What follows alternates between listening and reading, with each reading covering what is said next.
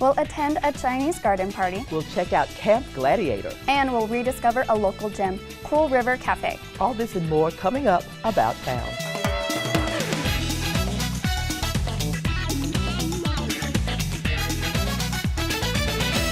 Hello everyone and welcome to About Town. I'm Kelsey Solis. And I'm Kathy Whiteman, and I'd like to say welcome back to Kelsey Solis. I am so glad to see you. I'm glad to see you too. So it's been, I think, about a year. Yes, I believe so. And you've been a busy lady over at your job. Tell us what you've been doing lately. Well, I've actually just created 2 commercials for my job, and they're currently airing all throughout Texas, which is very exciting. Oh yes, it absolutely is. I can remember thinking back to the first time of seeing something that I did, and it's on the air, and it's like, wow. That happened. Like I created that. Yeah, exactly. It feels good, yes? Yes, very. Well, we're proud of you. Thank you. Very proud of you and very glad to have you back in the I'm host happy chair. to be back. Thank you. Make sure you come back again. Of course. We're glad that you could be with us too for a look back at Father's Day with a kite flying event at Sam Houston Trail Park. We'll also take a look back at Fiesta Tecalizo, and Susan has reviews of 2 summer movies, Ant-Man and the Wasp and Jurassic World Fallen Kingdom. As always, we'd love to hear from you. Let us know if there's a community event you'd like to promote on the show or a story you'd like to see us cover. You can email us at ictn@cityofirving.org or connect with us on social media. Please subscribe to our YouTube channel and like us on Facebook and follow us on Twitter. We'd love to hear from you. The 4th of July might be a fond memory, but the spirit of patriotism took hold early this year with a concert called Honor America. Here's a look in this week's Arts Review.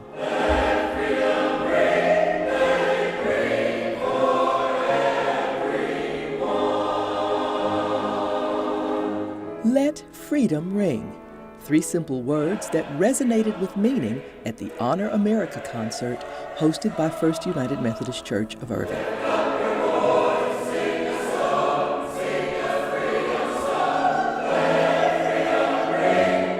The concert featured the beautiful sounds and songs of the Irving Silvertones. The July 1st concert kicked off Independence Day celebrations early to honor Irving veterans as well as our first responders and active military. Chaplain Stanley Scott summed up why it's so important to acknowledge and honor the work of these local heroes. We have to always remember from where we came so that we will have a clear vision for where we're going. Here's to a bright future, honoring the sacrifice of men and women who helped to make it possible. This is Kathy Whiteman reporting. Look for our coverage of the 4th of July parade and the concert and fireworks on the next edition of About Town.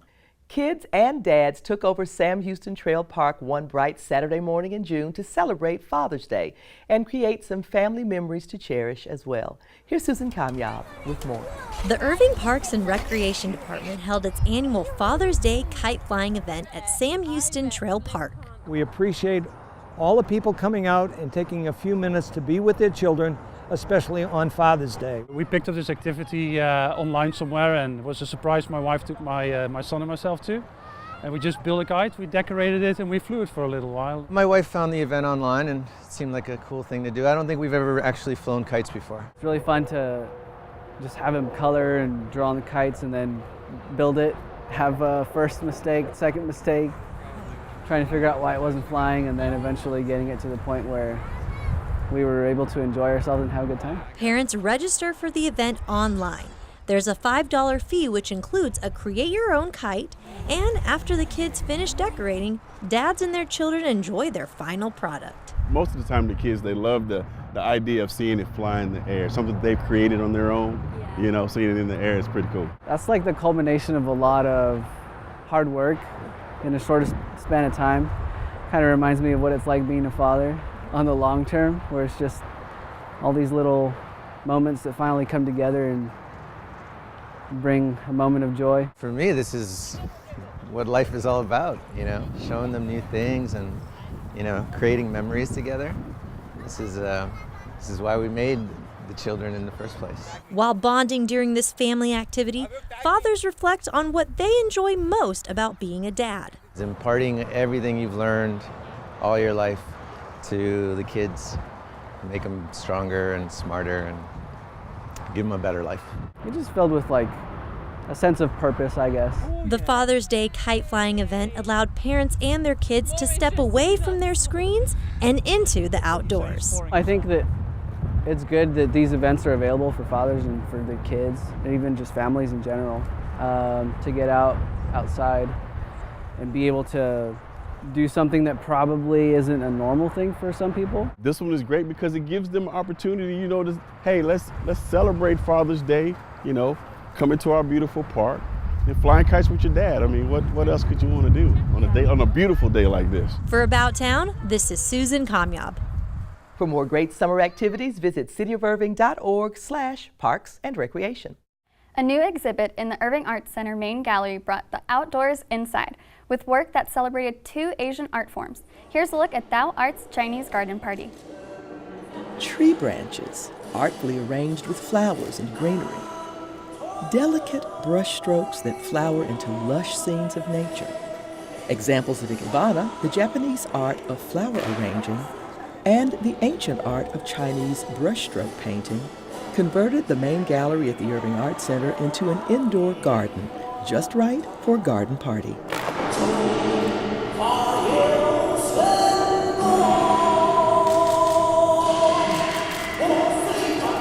The Association of Oriental Art celebrated its 30th anniversary with the exhibit Chinese Garden Party. The organization helps to preserve the ancient tradition of Chinese brushstroke painting, which dates back to the 5th century AD. The Chinese were very wonderful when they developed this style of painting because there are many different kinds, very detailed painting, spontaneous painting, and then even as you see on the wall over there today, there's a style called pomo, which is poured ink, and then you paint upon the poured ink with an opaque paint. So a lot of different styles for us to expand in. There's even contemporary work using the techniques. Of course, it is evolving because art has a way of evolving. Member artists displayed their work alongside beautiful floral arrangements created by longtime exhibit partners. We invite the Ikebana of Dallas and Fort Worth and Sugetsu to join us in this show and have for many, many years. And their flowers, as you can see, are just spectacular. The Dallas and Fort Worth chapters of Ikebana International and the Dallas Sogetsu School hosted a demonstration of arranging techniques for a delighted audience. This is fun.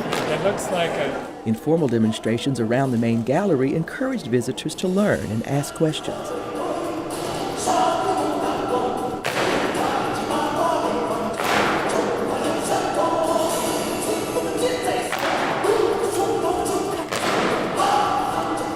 And a Tai Chi demonstration completed the attendees' experience.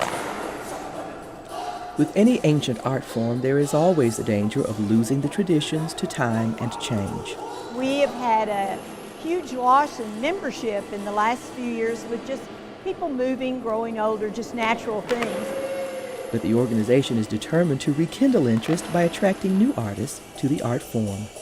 We have classes with very, very wonderful Chinese brushstroke instructors during the year, and then there are several of us within the group that teach. During the regular year, I teach every Monday at St. Mark's Episcopal Church here in Irving. Talent, determination, and a passion for the art form may be the winning ticket for Sledge and the other members of Towne Arts. That's basically, we're a nonprofit for the love of the art. This is Kathy Whiteman reporting. You still have time to see this beautiful exhibit, but hurry. The show closes Sunday, July 8th. We have 2 new summer movie releases this week. From the Marvel Universe, we have Ant-Man and the Wasp, and from the makers of Jurassic Park, we have Jurassic World: Fallen Kingdom. Both have big screen special effects and lots of action, but Susan Kamyab says only one gives the fans something to cheer about. Here's a look. So, how long have you been Ant-Man again? Not long. It just sort of happened. I wish I could fight bad guys like you. I seem to mess it up. Since the haunting cliffhanger from Infinity Wars, Marvel fans have been anxiously awaiting Ant-Man and the Wasp. Paul Rudd is back in action as the charismatic Scott Lang, aka Ant-Man. Evangeline Lilly also returns, this time with her own shrinking suit as the Wasp. After his participation in the events from Captain America's Civil War, Scott took a plea deal and is currently finishing out his house arrest sentence in San Francisco. But when Scott suddenly has a strange vision of Dr. Hank Pym's wife, Janet Van Dyne, he is forced to join in on Hank and Hope's mission to locate her in the quantum realm, where she got lost decades ago. Unfortunately, an important piece of the device to gain access to the quantum realm is stolen by a mysterious woman that can phase through dimensions named Ghost, played by Hannah John Kamen.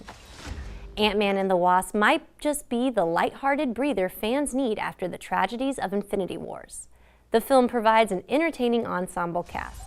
Michael Douglas once again plays the very smart yet irritated Dr. Pym, and Michael Pena continues to do a fantastic job as the hilarious motor-mouth Luis. But it's Rudd who shines as he balances humor and heart with his struggle of being both a superhero and father. Teaming up. With the exception of trying to find Dr. Pym's wife, there isn't necessarily a whole lot of importance going on here. We are treated to more character development, but at the same time we are introduced to some uninteresting bad guys. But given the film's purpose, it's okay. Though Ant-Man and the Wasp doesn't quite meet the standards of recent solo Avenger movies like Black Panther or Thor, it is still one heck of a fun joyride. Follow my lead.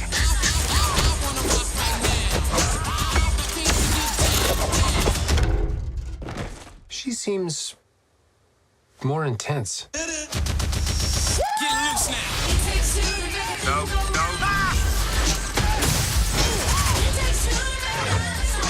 You go low, I'll go high. I have wings. Why would I go low?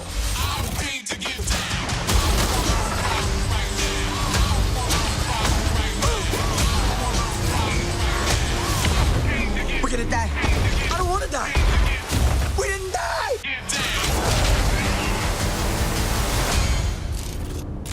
Hey, what'd I miss? We were just tiny.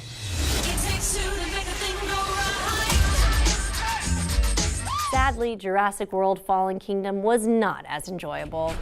It has been 3 years since the tragic incident, and the Jurassic World theme park is no more. But now, an impending volcanic eruption on the island will wipe out all the existing dinosaurs and render them extinct once again. The question is, do we save the dinosaurs and bring them to the States, or do we let them die? Previous park staffers Claire and Owen, played once again by Bryce Dallas Howard and Chris Pratt, still feels a connection to the dinosaurs and jump at the opportunity to save them when approached by the very rich Benjamin Lockwood, played by James Cromwell, who plans to rescue the remaining species from the island and bring them to a sanctuary where they will be allowed to live in peace. There are many problems with Jurassic World Fallen Kingdom, beginning with its characters. With the exception of Pratt, Howard, and the dinosaurs, I could care less about anyone on screen. Claire brings along 2 new faces of people who had no business being in this movie, and the villain is weak, and their evil motive is just lazy writing. There were other characters too, but honestly, I just don't care enough about them. Though Jurassic World Fallen Kingdom has intense action-packed sequences that will keep you enthralled till the end, the ridiculous script is unforgiving. But oddly enough, I'd still say it's worth watching the action on the big screen. Just don't go in with high expectations. For About Town, this is Susan Kamyab.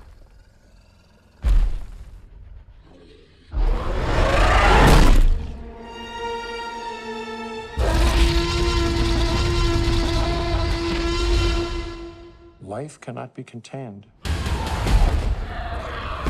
Life breaks free. Life finds a way.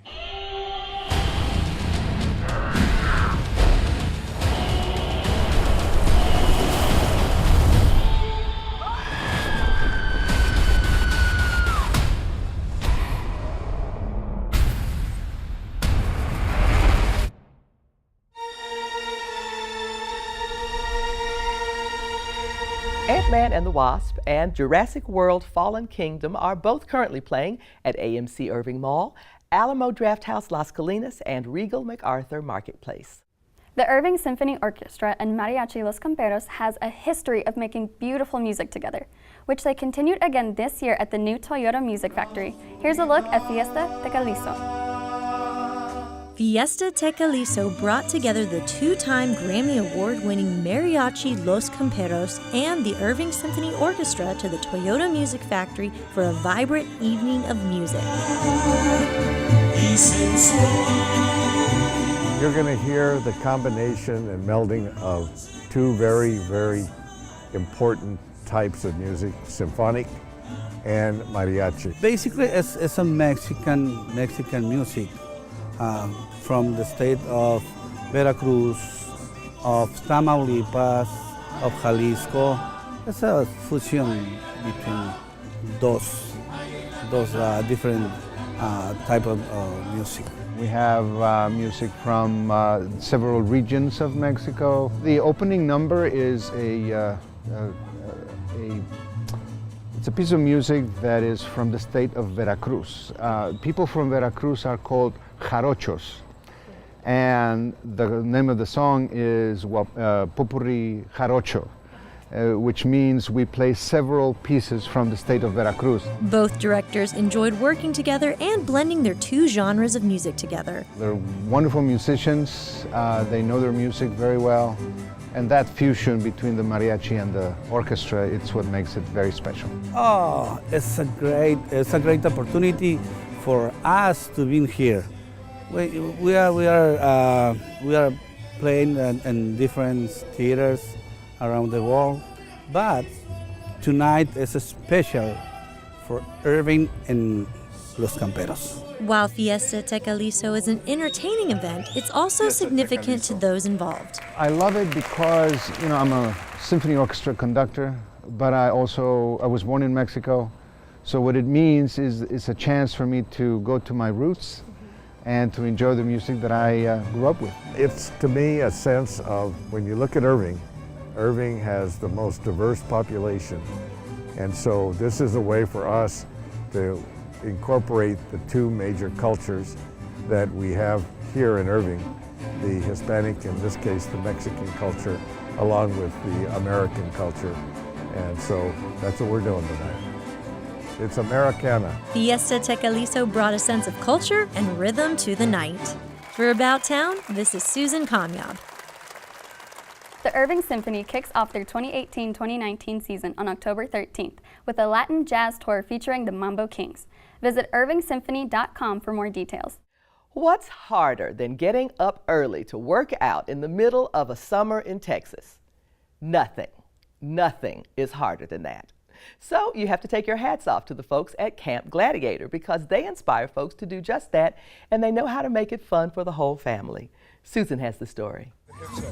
It's a hot Saturday morning, but it's even hotter for these Camp Gladiator campers who are working up a sweat during a rigorous workout. Flipping tires, doing the squats, and then jumping up. This is awesome. I love when they bring the toys out, all kinds of things, different stuff that you do from the ordinary things. This is fantastic. I always love it when they have the toys. The energy is extra when you have all these people out here. Camp Gladiator hosted an impact party workout outside the Ranch Las Colinas. We just invited all of our campers to come on out, get an awesome workout with us, and we also told them to bring out their friends, bring out their family, their long-lost cousins to go ahead and come on out and just come and get an awesome workout out here with us. The ranch manager, Charles Leon, even took part in the action. The ranch is actually a sponsor of the Irving Marathon, and so I asked some of my staff that belongs to Camp Gladiator if they wanted to run the 5 or 10K with me, and they said they would do it if I participated in a Camp Gladiator. In an effort to recruit new campers and promote their 4-week cycle camp special, Camp Gladiator had participants do a peak week style workout. Flipping tires, jump rope, lifting weights, carrying sand bales and throwing them down, all kinds of good stuff. So the whole idea behind today is that not only do we get creative with equipment, but these guys truly can push their limits so they can start in a progressive state the next week. Camp Gladiator hosts their workouts at 32 locations in Irving alone. Every workout is self-paced, but working out in a big group like this one tends to give these campers stronger motivation. A lot of times you get to push yourself just a little bit more whenever there's somebody next to you just doing battle with you. You know what I mean? That's just something kind of cool about it. There's something powerful about it. You have lots of support here. It's way more than anything I ever thought. It's not a boot camp, they're not yelling at you. It's outdoor fitness training, and I love it. Being a part of this community workout has truly impacted the health of some longtime campers. Just ask my doctor, he'll tell you. Not that I was ever in bad shape before, but all my numbers are good. Just staying healthy from working out and doing different exercises and stuff. I've been doing it for 3 years and 4 months and lost a little bit of weight the first year and a half, changed my nutrition after that. They have a nutrition program. And then I lost 52 pounds. And I've never been happier, I've never been fitter. While the camp benefits in many ways, families particularly enjoy being able to do a workout together. We're very much a family-based program. As you can see, there's a lot of kids out here with us today. And you just don't get that camaraderie, in the gym. How do you like doing this with your mom? It's fun. She encourages me. Whether it's a workout with family or friends, Camp Gladiator strives to impact the health and physical fitness of every camper. For About Town, this is Susan Comyok. Camp Gladiator has several locations right here in Irving, and one of them is the Toyota Music Factory. Visit campgladiator.com to learn more. This week, we introduce a new series on About Town that's just for foodies. It's no secret that Irving has great restaurants, some new on the scene and some that have stood the test of time. So we'll take a look at some longtime neighborhood favorites, and we'll kick it off with Rediscover Cool River Cafe.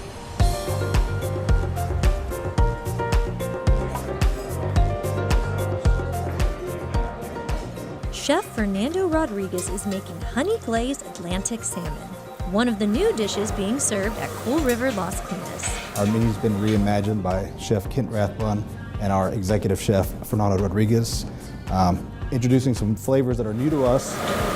And the salmon is almost ready, so I'm gonna to put a little of honey soy glaze, put them on top. This colorful and appetizing salmon is just one of the popular new menu items. Tuna tower served on a salt block with avocado creme fraiche, sliced green jalapenos, and togarashi.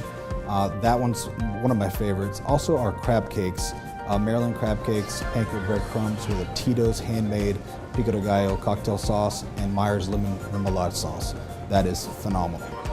Cool River Las Colinas has been a part of the Irving community for over 20 years now, bringing us inspired flavors along with specialty rooms like this cigar and cognac lounge. This room is open to the public, so anybody can come in.